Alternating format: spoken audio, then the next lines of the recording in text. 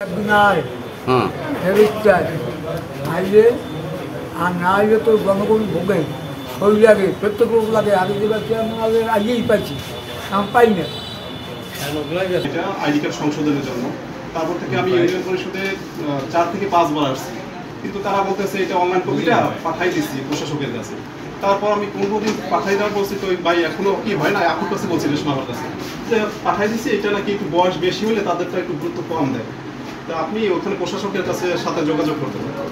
তারপর আমি মনিরুল স্যারের অফিসে গেলাম, প্রশাসক যে আমাদের ইউনিয়নের দায়িত্বে, সে বললো তারপর এখানে কল দিল যে আর কি অনলাইনে কাজ করে।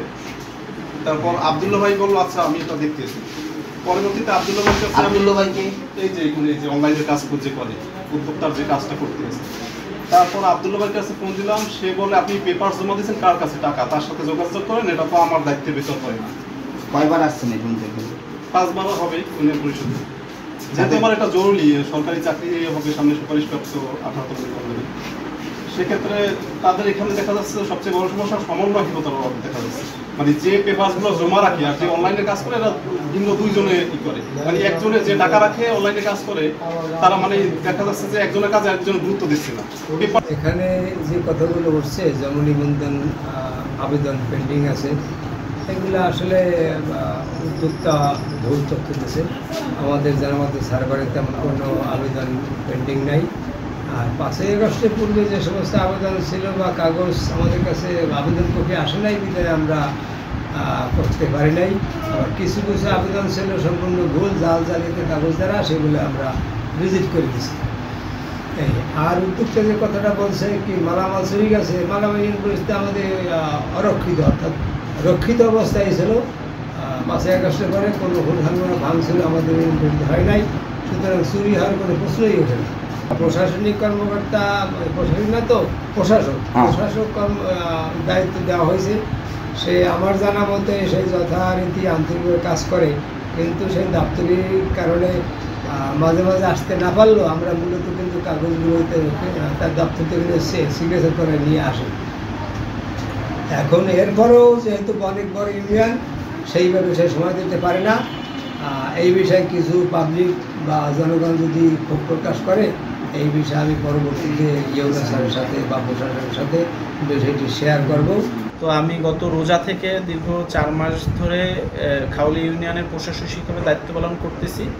তো আমার জানা মতে আমার আইডিতে, প্রশাসকের আইডিতে, নিবন্ধকের আইডিতে কোনো জন্ম নিবন্ধন পেন্ডিং অবস্থায় নেই, যেটা কিছুক্ষণ আগেও আমি অনলাইনে চেক করেছি। যদি কোনো বাচ্চাদের কোনো জন্ম নিবন্ধন পেন্ডিং থাকে, সেটা হয়তো বা অন্য কোনো আইডিতে আছে, আমার আইডিতে এখনও পৌঁছেনি। যে আর হলো গিয়ে পরিষদের ট্যাক্স, হোল্ডিং ট্যাক্স এবং দোকানের বাণিজ্যিক ট্রেড লাইসেন্সগুলো এই অর্থ বছরের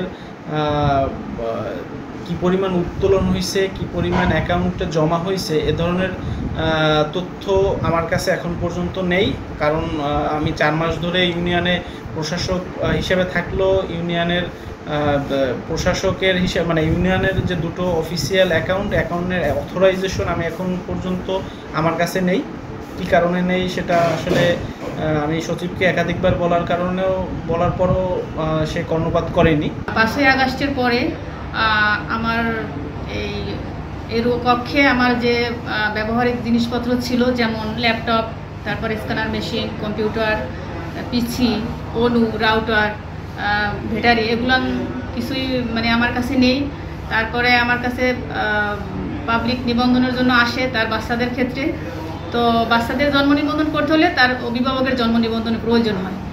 সেই ক্ষেত্রে অভিভাবকের ভোটার আইডি কার্ডের আলোকে আমি আবেদন করছি, কিন্তু তারা সেগুলো আমি বের করতে পারতেছি না প্রশাসনিক কর্মকর্তার কারণে।